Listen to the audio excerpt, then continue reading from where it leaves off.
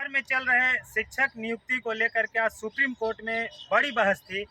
BEd अभ्यर्थियों की तरह याचिका लगाई गई थी। याचिकाकर्ता दीपांकर गौरव ने बीएड अभ्यर्थियों का यह पक्ष लेते हुए सुप्रीम कोर्ट में ये आज बताया था कि चूंकि 1 to 5 में बीएड अभ्यर्थियों की बहाली होनी चाहिए, क्योंकि विवाद उत्पन्न हुआ था 11 तारीख के उस जजमेंट को लेकर के। अनिरुद्धा बोस के एक बेंच ने वो जजमेंट दिया था, जिसको लेकर के ये बहस छिड़ी थी कि प्राथमिक विद्यालयों में सिर्फ डीएलएड के ही छात्र पढ़ाने के योग हो सकते हैं, बीएड के छात्र योग नहीं हो सकते हैं।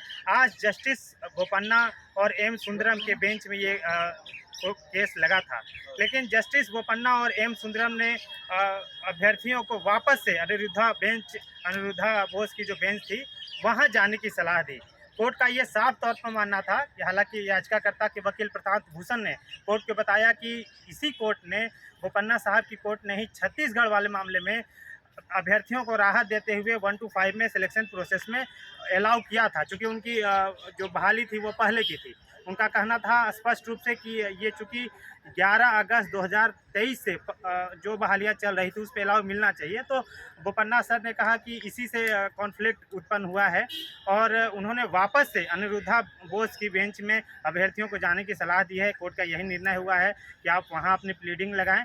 तब तक बिहार सरकार ने कहा है कि चूँकि बिहार सरकार देवेश शर्मा एवं राजस्थान सरकार के केस में पार्टी नहीं थी, इसलिए लेकिन एक और पिटीशन में कोर्ट ने बाउंड किया है, तो बिहार सरकार भी कहीं ना कहीं अभ्यर्थी के पक्ष में नहीं दिख रही है।